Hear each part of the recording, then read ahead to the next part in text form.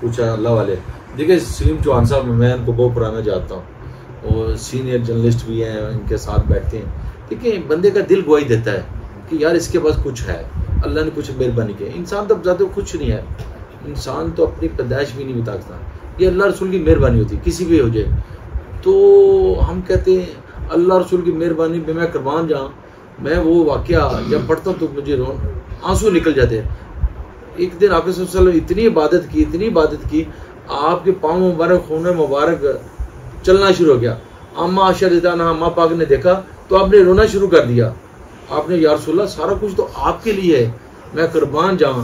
آپ نے جواب دیا جو رب نے مجھے شان دی اس کا شکر نہ ادا کرو. شکر ادا کرو.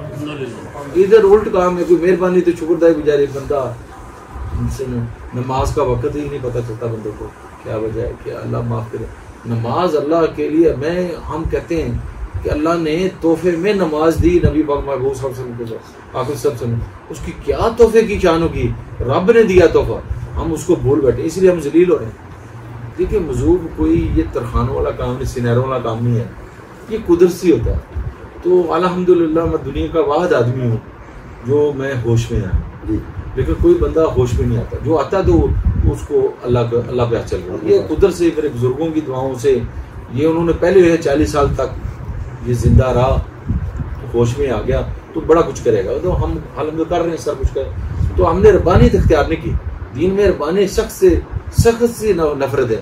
کیا نماز ہی پڑھے یہ روزہ کوئی دنیا ہے, ہم اخبار کا بھی کام کر رہے ہیں, کاغذ کا, دھاگے کا, جو بھی اپنے بچوں کا روزگار اور عوام الناس کے لیے ہم سارا کام کر رہے ہیں.